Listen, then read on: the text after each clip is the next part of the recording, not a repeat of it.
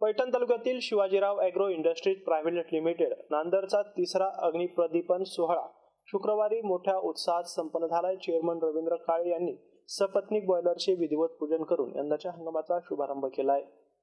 यावेळी रामचंद्र काळे, सतीश बलदवा, भाऊसाहेब आवटे, राजू टेकाळे, श्यामसुंदर लोहिया, ॲडव्होकेट किशोर वैद्य, पृथ्वीराज परदेशी, अशोक जाधव, कारभारी लोहकरे, ज्ञानेश्वर जाधव, एजाज पठाण, कमलाकर एडगे, निजामभाई यांच्यासह मान्यवर उपस्थित होते। यावेळी बोलताना चेअरमन रवींद्र काळे यांनी यंदा ऊसाचे उत्पादन मोठ्या प्रमाणावर असून ऊस उत्पादक शेतकऱ्यांच्या ऊसाला योग्य भाव देण्यासाठी आपण प्रयत्नशील असल्याचे सांगितले। परिसरातील शेतकऱ्यांनी आपला ऊस शिवाजी शुगरला देण्याचे आवाहन यावेळी चेअरमन रवींद्र काळे यांनी केले। अग्निप्रतिपदन सोहळ्यास आप्पासाहेब मिसाळ, आबासाहेब खरात, दत्ता फासाटे, गोपाळ वैद्य, भाऊसाहेब सोनवणे, मधुकर काळे, गोपाल धारे, प्रशांत देशमुख, भागवत मापारी, गणेश कनसे, अनिल काशीत यांच्यासह परिसरातील शेतकरी व ग्रामस्थ मोठ्या संख्येने उपस्थित होते। गौतम बनकर, MCN न्यूज, पैठण।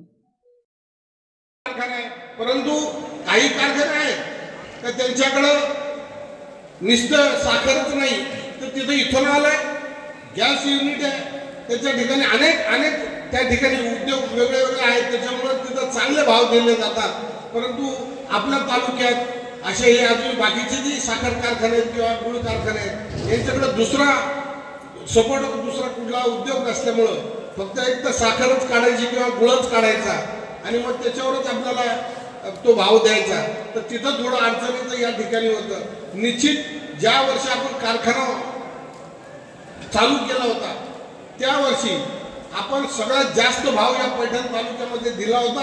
मी 2700 रुपये भाव पहिल्या वर्षी आपण या ठिकाणी दिला होता आणि गेल्या वर्षी आपण 2500 रुपयांनी भाव या ठिकाणी दिला आणि तर पहिल्या वर्षी ज्यावेळेस आपण भाव 2700 दिला तर त्यावेळेस 31 रुपये, 32 रुपये, 35 रुपयापर्यंत या ठिकाणी गुळ विकला होता आणि त्या प्रमाणामध्ये आपण तो भाव दिला होता।